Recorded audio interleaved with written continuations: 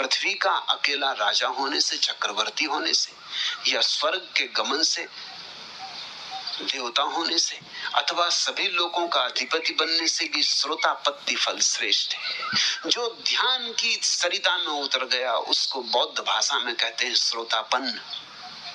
वो स्रोत की तरफ चल पड़ा। हम तो ऐसे लोग हैं जो किनारे पर खड़े, नदी में उतरते नहीं, बस किनारे पर खड़े। नदी बही जा रही, पीते तक नहीं क्योंकि पीने के लिए झुकना पड़ेगा। उतरते नहीं क्योंकि डरते हैं कहीं गल न जाए, क्योंकि जो झूठ हमने बना रखी है अपने जीवन में वो निश्चित गल जाएगी। जो प्रतिमा हमने अपनी मान रखी है वो बह जाएगी तो घबराहट है, और हमें भीतर का तो कुछ पता नहीं है। तो हम ध्यान की धारा में उतरते नहीं। ध्यान की धारा में जो उतरता है उसे कहते श्रोतापन। दुनिया में दो तरह के लोग हैं। एक जो जीवन में लक्ष्य की तरफ दौड़ रहे, लक्ष्य का मतलब धन पाना है, पद पाना है। श्रोतापन्न दूसरे तरह के लोग हैं जो स्रोत की तरफ जा रहे, जो लक्ष्य की तरफ नहीं जा रहे, जिनकी सारी खोज ये है कि हम आए कहां से। उस मूल स्रोत को पकड़ लेना, उसे पकड़ लिया तो सब पकड़ लिया, क्योंकि जहां से हम आए अंततः वहीं जाना है। गंगा गंगोत्री में ही लौट जाती है। बीज वृक्ष बनता है और फिर बीज बन जाता है, वर्तुल पूरा हो जाता है। हम जहां से आए वहीं लौट जाना है, स्रोत, मूल स्रोत की तरफ। ये गाथा बुद्ध ने एक विशेष अवसर पर कही। ये सारे अवसर बड़े प्यारे हैं, इसलिए मैं कह रहा हूं। एक बड़ा दानी था, उसका नाम था अनाथ पिंडक।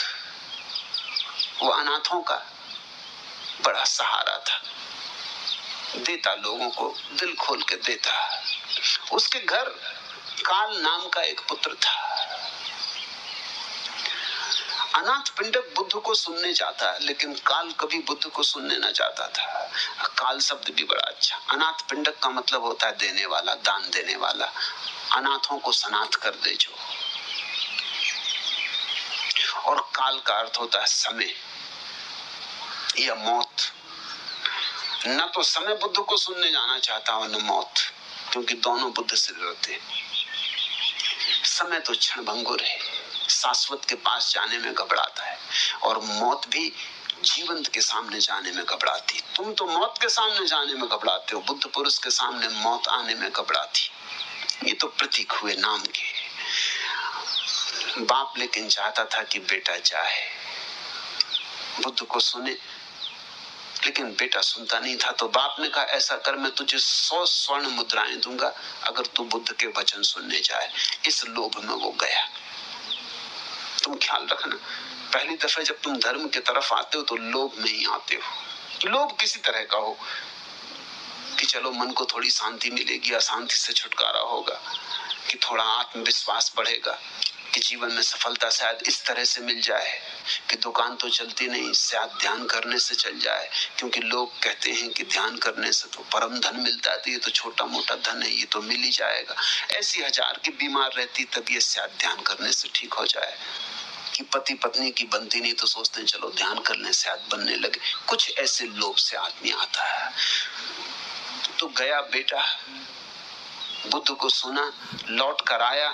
आती उसने कहा कि 100 स्वर्ण मुद्राएं, पीछे भोजन करूंगा क्योंकि मुझे भरोसा किसी का नहीं। पहले स्वर्ण मुद्राएं गिनवानी, तब भोजन किया। वो तो गई उसके लिए था, उसको बुद्ध को सुनने से मतलब थोड़ी था। वो तो जब बुद्ध को सुन रहा होगा तब भी मुद्राएं गिन रहा होगा, सोच रहा होगा कि बाप देगा कि नहीं देगा, कि चालबाजी की है, कि ऐसे ही बहाना कर दिया, कि इसी बहाने भेज दिया। दूसरे दिन बाप ने कहा कि अब 1000 स्वर्ण मुद्राएं दूंगा, लेकिन शर्त एक है कि सुनना काफी नहीं, जो सुनो उसे याद भी रखना और मेरे सामने आके दोहराना। 1000 स्वर्ण मुद्राएं। तो बेटा गया, लेकिन वहां जाकर डुबकी खा गया। वो याद रखने में गड़बड़ हो गई। गौर से सुनना पड़ा, याद रखना था, ध्यान से सुनना पड़ा, गुनगुन के सुनना पड़ा कि एक भी बात चूक ना जानी। तो बाप भी पक्का बाप है, वो 1000 स्वर्ण मुद्राओं में काट लेगा, इतना याद नहीं रहा। इतने गौर से सुना, ध्यान से सुना, भूल ही गया स्वर्ण मुद्राओं को। उस भाव में डुबकी खा गया, आए ही नहीं घर। सांझ हो गई, बाप भागा आया कि मामला क्या है, वो आंख बंद किए बैठा था। अरे बाप ने कहा घर चल, उसने कहा सुन लिया, अब कहाँ आना और कहाँ जाना। बाप ने कहा 1000 स्वर्ण मुद्राएं तेरी प्रतीक्षा कर रही। उसने कहा वो आप ही संभाल कर रख लो, और ये 100 भी जो कल दी थी वापस ले जाओ। बाप तो बड़ा हैरान हुआ, क्योंकि बुद्ध को बहुत सुनता था, उनकी बात मान के दान भी करता था, लेकिन ऐसा नहीं सुना था जैसा इस बेटे ने सुन लिया। अक्सर ऐसा होता है कि जवानी जो सुन सकती है बुढ़ापा नहीं सुन सकता, युवा मन जो सुन सकता है बूढ़ा मन नहीं सुन सकता, थक गया होता है, या जानकारी की इतनी परतें इकट्ठी हो गई होती हैं। ताजा मन जो सुन सकता है। बाप ने बहुत समझाया, लेकिन उसने कहा अब छोड़ो पिंड, तुम यही तो चाहते थे, हो गया। बाप ने कहा ये जरा ज्यादा हो गया, मैंने इतनी चाहा था कि सुन लेगा, लौट आएगा, थोड़ा समझदार हो जाएगा, धार्मिक हो जाएगा, प्रतिष्ठित हो जाएगा, मगर ये जरा ज्यादा हो गया। तेरा क्या इरादा है? उसने कहा क्या इरादा, बात खत्म हो गई, अब हम बुद्ध के हैं, बात उतर गई। बाप ने बुद्ध को कहा कि ये मामला क्या है, मैं जन्म से सुन रहा हूं, और इस आदमी ने 2 ही बार सुना है, और ये भी किसी और कारण से सुना है, पैसे देने के लिए, पैसा पाने के लिए।